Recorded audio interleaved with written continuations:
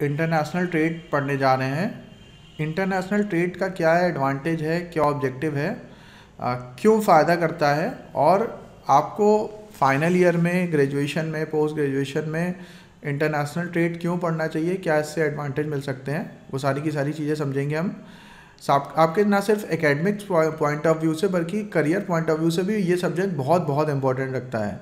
अगर आगे चल के आप कोई बिज़नेस स्टार्ट करते हैं, एंटरप्रेन्योरशिप स्टार्ट करते हैं और उसमें आप इंपोर्ट एक्सपोर्ट का काम करते हैं, या आप किसी इंटरनेशनल फर्म से एसोसिएट होते हैं एज आ एम्प्लॉई, आप किसी इंपोर्ट एक्सपोर्ट फर्म को ज्वाइन करते हैं, तो आपको ये सब्जेक्ट की पढ़ाई बहुत ज़्यादा हेल्प करने वाली है।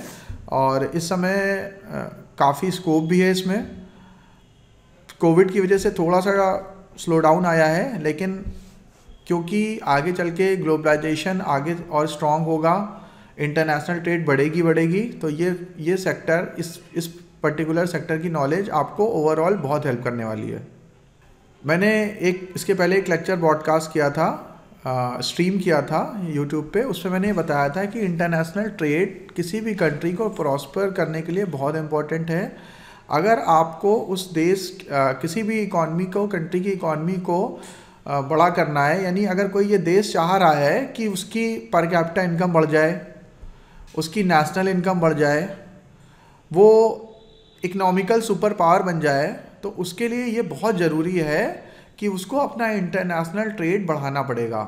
यानी कि उसको अपना ट्रेड डेफिसिट ख़त्म करना पड़ेगा और ट्रेड सरप्लस पे आना पड़ेगा। दो चीज़ें होती हैं। अभी कुछ दिन पहले मैंने आपका जो बजट है, बजट को डिकोड किया था, तो उसमें मैंने आप लोगों को बताया था कि हमारे यहाँ फिस्कल डेफिसिट काफ़ी ज़्यादा है और इस बार भी 6.5% से ज़्यादा का फिस्कल डेफिसिट रहने का अनुमान है। यानी राजकोषीय घाटा कहते हैं जिसको, कि मतलब हमें आमदनी इतनी हुई है, उससे हमें 6.5% ज़्यादा खर्च करने का अनुमान है। उसी तरह से ट्रेड डेफिसिट में क्या होता है कि हम बेचते कम है और ख़रीदते ज़्यादा है। तो इंडिया का ट्रेड डेफिसिट तो बहुत ह्यूज है, क्योंकि हमें जब से हमारा देश आज़ाद हुआ है यूरोपियन से, अंग्रेज़ों से, तब से लेके अब तक हम उस गुलामी की मानसिकता से निकल नहीं पाए हैं कि इम्पोर्टेड चीज़ें ही अच्छी होती हैं। तो हम लोग क्या करते हैं, हर चीज़ इम्पोर्टेड लेने की कोशिश करते हैं, चाहे वो कार हो, चाहे वो बाइक हो, चाहे वो इलेक्ट्रॉनिक इक्विपमेंट्स हो। अब लेकिन इसमें तो मान लीजिए ठीक है, क्योंकि हमारे कंट्री में शायद लैपटॉप्स, मोबाइल उतने ज़्यादा अच्छे नहीं बनते हैं, तो हमने अच्छी क्वालिटी का परचेज़ कर लिया, वो हमें सस्ता भी पड़ेगा। लेकिन हम लोग साबुन, तेल, मंजन, जो बेसिक नेसेसिटीज़ की चीज़ें हैं, वो भी हम उन कंपनियों से लेने की कोशिश करते हैं जो कि फॉरेन से हमें बना के बेचती हैं, या फिर जिनकी रॉयल्टी HUL है, प्रॉक्टर एंड गैम्बल है, जो यहाँ की इनकम को, यहाँ के पैसे को बाहर बेचती हैं। तो इंटरनेशनल ट्रेड बढ़ाने का, कंट्री में प्रॉस्पेरिटी लाने का, पर कैपिटा इनकम बढ़ाने का एक तरीका ये हो सकता है कि हम देश में जो चीज़ें हैं उनको ज़्यादा से ज़्यादा बनाएं, अपने देश में खुद बनाएं, मेक इन इंडिया करें। ऑलरेडी गवर्नमेंट उसके ऊपर एम्फेसिस कर रही है, और हम यहाँ पे चीज़ें बनाने के बाद उसको इंटरनेशनल मार्केट में बेचें, विदेशों में ले जाके बेचें, सो दैट कि हमें उससे फॉरेक्स मिले। और जब फॉरेक्स मिलेगा तो हमारा करेंसी भी स्ट्रांग होगा, क्योंकि हम लोग ट्रेड डेफिसिट जब करते हैं तो हमारी करेंसी भी डिप्रिशिएट करती है, और करेंसी डिप्रिशिएट करते करते पिछले 75 सालों में हमने 75 टाइम्स अपनी करेंसी को डिप्रिशिएट कर दिया। यानी कि हर साल 100%, अगर हम ₹1 का बेस मानते हैं, क्योंकि 1947 में हमारा ₹1 लगभग $1 के बराबर होता था, और तब से लगातार अपनी करेंसी डिप्रिशिएट होती चली जा रही है, और ₹75 = $1 हो गया है आफ्टर कंप्लीशन ऑफ 75 ईयर्स। हमारी आज़ादी के 75 साल पूर्ण होने पे हम स्वर्ण जयंती वर्ष मना रहे हैं, अमृत महोत्सव मना रहे हैं, और मतलब अब ये अगला प्लान है कि 100 साल के लिए हम लोग विज़न बना रहे हैं। 75 साल हम लोग ने ऑलरेडी पूरे कर लिए हैं, और फाइनेंस मिनिस्टर ने अगले 25 सालों के लिए प्लानिंग करनी स्टार्ट कर दी है। देश ने अगले 25 सालों के लिए 100 साल पूरे करने के लिए प्लानिंग करनी स्टार्ट कर दी है। तो इतने साल कंप्लीट होने के बाद भी हमारी करेंसी ने बहुत ज़्यादा डिप्रिशिएट किया है against dollar, against euro, against आपके global pound, GDP global pound. तो अगर हमें अपने देश की पर कैपिटा इनकम बढ़ानी है, नेशनल इनकम बढ़ानी है, देश को इकोनॉमिकल सुपर पावर बनाना है, तो इंटरनेशनल ट्रेड ही एक ऐसा सब्जेक्ट है, एक ऐसी फील्ड है जिसको अगर स्ट्रॉन्ग कर लिया गया, जिसको अगर मजबूत कर लिया गया, तो हमें देश को बहुत फ़ायदा हो सकता है। और अमेरिका, जापान, जर्मनी, चाइना, जो कभी ना कभी सुपर पावर थे, ग्लोबल सुपर पावर थे, वो अच्छा कर इसीलिए पा रहे हैं, वो अच्छा इसीलिए कर पा रहे हैं क्योंकि उन्होंने कभी ना कभी इंटरनेशनल ट्रेड के ऊपर बहुत एम्फेसिस किया है और उन्होंने बढ़िया क्वालिटी के प्रोडक्ट और सर्विसेज बना के अक्रॉस द ग्लोब बेचे हैं। अमेरिका और चाइना इस समय इकोनॉमिकल सुपर पावर क्यों है? क्योंकि उनके देश में बना हुआ माल पूरी दुनिया खरीद रही है, चाहे वो सॉफ्टवेयर हो, चाहे वो हार्डवेयर हो, चाहे वो FMCG प्रोडक्ट्स हों, चाहे वो गाड़ियाँ हों, चाहे किसी तरह के प्रोडक्ट्स हों, पूरी दुनिया में वो अपने सामान बेच रहे हैं। अगर हम अमेरिका का एग्जांपल लें तो अमेरिका का गूगल, ठीक है, जिसके थ्रू हम लोग क्लास कर रहे हैं, ये गूगल मीट का इस्तेमाल कर रहे हैं, Facebook, Instagram, WhatsApp, Microsoft Windows जिसके हेल्प से ये लैपटॉप चल रहा है, और बहुत सारे और दूसरे हार्डवेयर और सॉफ्टवेयर वो अमेरिका की कंपनियां बना रही हैं। मैकडोनल्ड्स, KFC, डोमिनोज, ये सारी की सारी, पिज़्ज़ा हट, ज़्यादातर कंपनियां अमेरिका को बिलोंग करती हैं। जितने भी बड़े मोबाइल और लैपटॉप मैन्युफैक्चरर्स हैं, हैवल्स पैकर्ड, डेल, एप्पल, ये सब अमेरिका से आते हैं। फिर जो दूसरे विकसित देश हैं जैसे कोरिया, वहाँ की भी कंपनियां अच्छा कर रही हैं, सैमसंग, LG वगैरह, हुंडई। चाइना ऑलरेडी बहुत अच्छा कर रहा है, वर्ल्ड फैक्ट्री के नाम से जाना जाता है, क्योंकि ये सारे के सारे देश इसलिए अच्छा कर पा रहे हैं क्योंकि इनका इंटरनेशनल ट्रेड में सरप्लस है। वो अपने यहाँ माल बना के पूरी दुनिया को बेच रहे हैं, तो पूरी दुनिया से पैसा उनके पास आ रहा है, तो उनके देश की पर कैपिटा इनकम बढ़ रही है, उनके देश की इकॉनमी बढ़ रही है, उनके देश की अर्निंग बढ़ रही है, तो वो स्ट्रांग बन रहे हैं और उनके पास पैसा आ रहा है, तो वो वेपन्स खरीद पा रहे हैं, इन्वेंशन कर पा रहे हैं, अपने लोगों को और अच्छी शिक्षा दे पा रहे हैं, अपने देश में ज़्यादा बढ़िया इंफ्रास्ट्रक्चर दे पा रहे हैं। तो ये सारी की सारी चीज़ें हो पा रही हैं, ठीक है। तो इंटरनेशनल ट्रेड अगर हम अच्छा कर लेते हैं, इंटरनेशनल ट्रेड के ऊपर एम्फेसिस कर लेते हैं, तो देश को बहुत फ़ायदा है। ऑलरेडी हम लोग की पोजीशन ठीक है। अगर हम लोग रैंकिंग में देखें तो नॉमिनल GDP में हम लोग दुनिया की छठा कंट्री है, और परचेजिंग पावर पैरिटी के टर्म्स में हम लोग वर्ल्ड की 3rd लार्जेस्ट इकॉनमी है। तो GDP के साइज़ के हिसाब से, इकॉनमी के साइज़ के हिसाब से हमें इसको और बेहतर करना है, ठीक है। तो वो संभव है सिर्फ और सिर्फ इंटरनेशनल ट्रेड से। आगे बढ़ते हैं PPT में।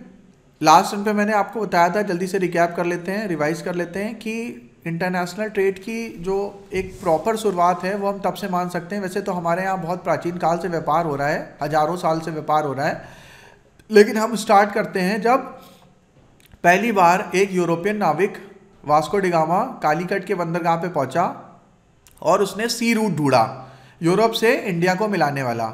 और इसके बाद से बहुत सारे दूसरे और नाविक, बहुत सारे दूसरे और लोग वो भी हिंदुस्तान आने लगे ट्रेड के लिए, व्यापार करने के लिए, और व्यापार होने लगा। और ये और उसके पहले भी व्यापार होता था समुद्र मार्ग से आसपास के देशों के साथ, बाई रोड और बहुत दूसरे माध्यमों से व्यापार होता था। अलग अलग रास्तों से लोग आते थे, चाइना से और खैबर पख्तून से, अफ़गानिस्तान से होते हुए, सेंट्रल एशिया से होते हुए आते थे। तो ये काफ़ी अच्छा रास्ता था, तो ऑलरेडी ट्रेड हो रहा था। लेकिन जब उन्होंने वास्को डी गामा ने एक समुद्र मार्ग खोजा तो वहाँ से ट्रेड बहुत ज़्यादा बढ़ गया। और आपकी जानकारी के लिए मैं बता दूं कि अमेरिका की खोज भी इंडिया की वजह से ही हुई थी।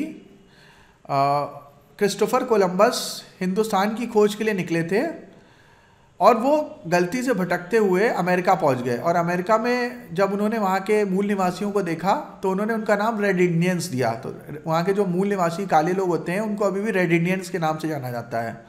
तो और उसके नीचे का जो इंडीज़ जो द्वीप समूह है, जिसको हम लोग वेस्ट इंडीज़ कहते हैं, तो वो इंडीज़ द्वीप समूह भी उसी के नाम से ही फेमस है। तो बेसिकली अमेरिका की खोज के लिए कोई नहीं जाना चाहता था, वो सब इंडिया की खोज ही कर रहे थे, क्योंकि उनको पता था कि इंडिया में बहुत ज़्यादा अपॉर्चुनिटीज़ हैं ट्रेड में, स्पाइसेस में, और बहुत सारी चीज़ें हैं, उनके साथ वो व्यापार करना चाहते थे। इसलिए वास्को डी गामा और क्रिस्टोफर कोलंबस दोनों लोग इंडिया की खोज में निकले थे। लेकिन वास्को डी गामा इंडिया पहुंच गए थे सबसे पहले, तो उन्होंने सी रोड खोल लिया था, और क्रिस्टोफर कोलंबस ने गलती से अमेरिका की खोज कर ली। वास्को डी गामा है। और उसके बाद से बहुत सारे ऐसे नाविक आए जिन्होंने हमारे देश के मुग़ल बादशाह से और अलग अलग बादशाहों से, अलग अलग नवाबों से ट्रेड के राइट लिए और उन्होंने ट्रेडिंग करना स्टार्ट कर दिया। तो ये फ्रांस की ईस्ट इंडिया कंपनी भी इंडिया में आई। ईस्ट इंडिया कंपनी का नाम क्यों दिया गया? तो ब्रिटेन में जो ईस्ट इंडिया कंपनी बनाई गई, मतलब ईस्ट इंडीज़, मतलब ईस्ट के देशों के साथ, क्योंकि यूरोप से अगर हम देखें तो हिंदुस्तान ईस्ट में पड़ता है और हम लोग कहते हैं नहीं पश्चिम देश, तो पश्चिम देश हमारे पश्चिम में यूरोप पड़ता है और उनके ईस्ट में हम लोग पढ़ते हैं। तो इसलिए हम लोग को वो जहाँ पे जो व्यापार करने के लिए कंपनियाँ बनाते थे उसका नाम होता था ईस्ट इंडिया कंपनी।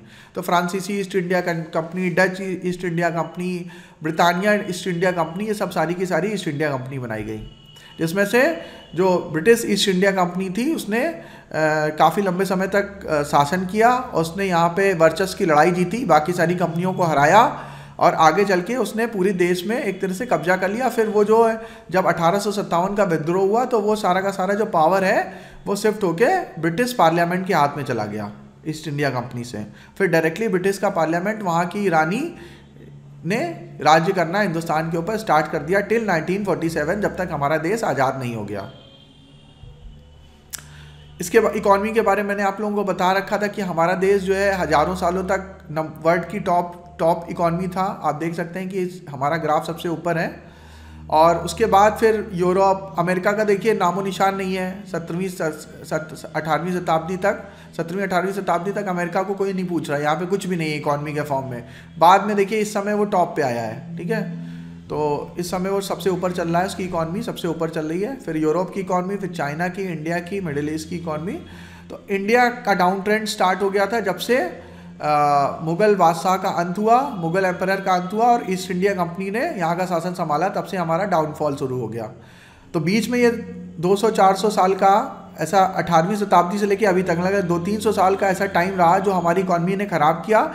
उसके पहले हज़ारों साल तक हम लोग वर्ल्ड की सुप्रीम पावर थे, इकोनॉमिकल सुपर पावर थे और आने वाले कुछ सालों बाद यानी कि 2050-60 के बाद ये माना जा रहा है कि हिंदुस्तान, आप देखिए इंडिया का ग्राफ और चाइना का ग्राफ ऊपर तेजी से आ रहा है। चाइना इस समय पीपीपी में वर्ल्ड की टॉप इकॉनमी बन गया है, उसने अमेरिका को पीछे भी छोड़ दिया है। यहाँ पे देख सकते हैं आप आगे की स्लाइड में,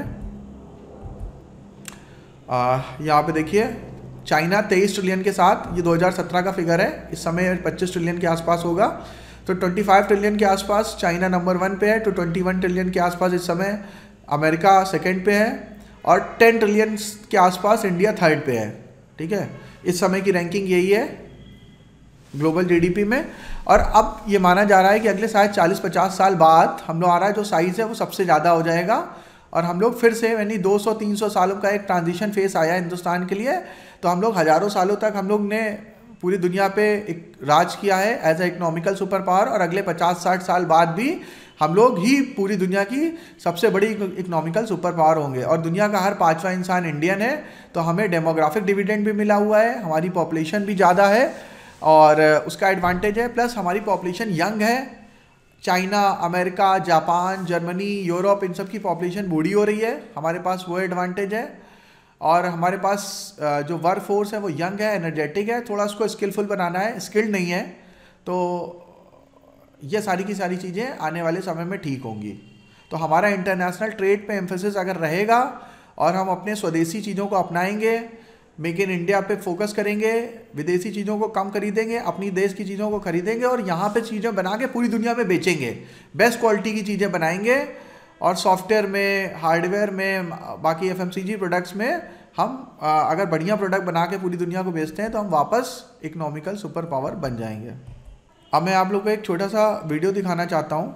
1850 से 2020 के बीच का वीडियो है। लग्जमबर्ग जो है वो पर कैपिटा इनकम में टॉप पे है। लगभग इस समय अगर हम रुपए में बताएं तो ये थोड़ा सा पीछे का फिगर है। लगभग $1,25,000 ऑन एन एवरेज एक लग्जमबर्ग का नागरिक अर्न करता है। अमेरिका में on an average $65,000 annual income जो मैं बता रहा हूँ, एनुअल इनकम जो है वो लगभग 65,000 के आसपास है। और इंडिया में, इंडिया की जो जीडीपी है पर कैपिटा वो $2,000 के आसपास की है। तो इंडिया भी बहुत पीछे है अमेरिका से, स्विट्ज़रलैंड से, लग्जमबर्ग से। सिंगापुर की भी अच्छी खासी है, मेरे ख्याल से इस समय $72,000 ऑन एन एवरेज एक सिंगापुर का इंसान अर्न कर रहा है। ये सही फिगर आपको दे रहा है यूएस डॉलर पर कैपिटा में, 2019 का डेटा है। तो इसमें लग्जमबर्ग का टॉप पे है, वही मैंने $1,25,000 बताया है, ये थोड़ा सा कम है, तो अप्रॉक्स $1,20,25,000 है। स्विट्ज़रलैंड की लगभग $83,000-84,000 है ऑन एन एवरेज एक इंसान वहाँ पे जो कमाता है साल भर में। ये डॉलर में है, ठीक है, तो इसको रुपए में अगर कन्वर्ट करेंगे तो बहुत ज़्यादा हो जाएगा, यानी और इसका 75 टाइम्स मल्टीप्लाई कर दीजिए तो रुपए में आ जाएगा। और अगर हम टॉप 65 कंट्रीज़ का डेटा देखें तो इसमें भी इंडिया का कहीं नामो निशान नहीं है, क्योंकि हमारी जो पर कैपिटा इनकम है वो $2,000 है मात्र। ये चाइना और इंडिया का कंपैरिजन है। ये देखिए 2019 में इंडिया का जो पर कैपिटा इनकम है वो $2,000 के आसपास है और चाइना का अप्रॉक्स $10,000 के आसपास है। और जबकि ये जो हमारा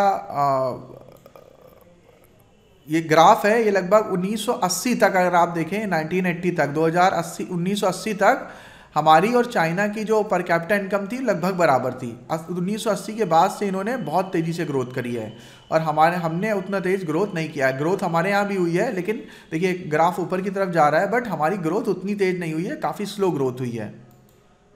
ये रीज़न वाइज है ये, और ये भी ये बता रहा है कि आने वाले समय में कहाँ पे बहुत ज़्यादा अपॉर्चुनिटीज़ हो सकती हैं। तो देखिए living standard will have at least double in many nations by 2025। यहाँ पे जो ग्रीन वाला पोर्शन है, यहाँ पे अभी का लिविंग स्टैंडर्ड से आगे अगले 4-5 सालों में बहुत ज़्यादा ग्रोथ आएगी, जिसमें चाइना का कुछ भाग और ये जो डार्क ग्रीन है ये बहुत तेज़ी से ग्रोथ करेंगे। लाइट ग्रीन में भी 3 से 4% की ग्रोथ आएगी, इंडिया लाइट ग्रीन में आता है, ठीक है। रशिया में भी इम्प्रूवमेंट होगा, और जो ये रेड जोन में आ रहा है ये डिक्लाइन करेंगे, ठीक है। और ब्लू और ये वाला देखिए अमेरिका में ऑलरेडी काफ़ी ज़्यादा ग्रोथ हो चुकी है, तो फिर भी ये माना जा रहा है कि कनाडा और आपका ये जो यूनाइटेड स्टेट ऑफ अमेरिका है इसमें भी 1 से 2% की ग्रोथ आनेगी आने वाले समय में। काफ़ी इंपॉर्टेंट स्लाइड है ये, ध्यान से समझिएगा। इंडिया का जो ग्राफ है ये ब्लू बार है और ये जो चाइना वाला है ये रेड बार्स हैं। ये जो येलो वाली लाइन खींची हुई है ये लोअर मिडिल इनकम ग्रुप है, ग्रीन वाली लाइन है ये अपर मिडिल इनकम ग्रुप है, और ये जो पर्पल लाइन है ये हाई इनकम ग्रुप है। तो अभी अगर हम 2020 के आसपास का डेटा देखें तो ये पता चल रहा है कि इंडिया का बार यहाँ तक पहुँचा है और चाइना का यहाँ पहुँच चुका है, यानी कि $10-12 हज़ार पर इंडिविजुअल पर कैपिटा पे पहुँच चुका है, 10,000 के आसपास, यानी कि वो हायर इनकम ग्रुप में एंटर कर रहा है, ठीक है। और इंडिया 4,000 के आधे पे पड़ा हुआ है, यानी कि $2,000 के आसपास ही चल रही है इसकी, हमारे देश की पर कैपिटा इनकम यहाँ पे है, ठीक है। तो ये 2,000 की है, देखिए 4,000 वाला ग्राफ ये बना है, ये लाइन 4,000 की, और हमारी ग्राफ यहाँ पे आ रही है, यानी उसका आधा, ठीक है, यानी $2,000 के आसपास, और जबकि चाइना 10,000 के ऊपर निकल रहा है, ठीक है। और अब ये उम्मीद है कि हम कब 10,000 में पहुँचेंगे, तो 2040 तक कहीं ये स्थिति बनेगी जाके कि हम $10,000 की $10,000 to $12,000 की इनकम ग्रुप को मीट करेंगे। और कोविड की वजह से ये जो प्रोजेक्शन है ये और स्लो हो गया है, तो हमारी जो पर कैपिटा इनकम की ग्रोथ है वो बहुत स्लो है। इसके लिए ये तभी ठीक हो सकती है जब हम मैक्सिमम एम्फेसिस करें इंटरनेशनल ट्रेड में। जब हम इंटरनेशनल ट्रेड को बढ़ाएंगे और अपने देश का प्रोडक्ट कंज्यूम करने की कोशिश करेंगे, ज़्यादा से ज़्यादा चीज़ों को बना के बाहर बेचेंगे, नया एम्प्लॉयमेंट अपॉर्चुनिटी जनरेट करेंगे, वर्ल्ड क्लास लेवल की क्वालिटी के प्रोडक्ट बना के बेच पाएंगे, ताकि हमारे पास फॉरेक्स आए, तो हमारे पास हमारी पर कैपिटा इनकम इम्प्रूव करेगी। और देश के आबादी का लगभग 50% हमारा अभी भी प्राइमरी सेक्टर में एम्प्लॉयमेंट मिलता है, तो 50% अगर प्राइमरी सेक्टर में एम्प्लॉयमेंट ले रहा होगा, यानी कृषि कर रहा है, खेती बाड़ी कर रहा है, तो उसमें बहुत ज़्यादा इनकम होती नहीं है। तो हमें इनको निकाल के, इसमें से 40% लोगों को निकाल के सेकेंडरी सेक्टर या टर्सरी सेक्टर में ले जाना पड़ेगा, जहाँ पे ज़्यादा इनकम मिलती है, जहाँ ज़्यादा वेजेज मिलते हैं, और सिर्फ 10% लोग एग्रीकल्चर में रहें जो कि खेती बाड़ी का काम करें।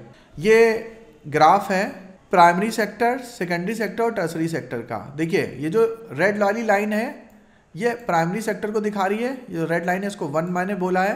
ये जो ग्रीन वाली लाइन है, जो ये ब्लू वाली लाइन है, ये सेकेंडरी सेक्टर को दिखा रही है, मैंने इसको 2 नाम दिया है, और ये टर्सरी सेक्टर को ग्रीन वाली लाइन दिखा रही है, इसको मैंने 3 नाम दिया है।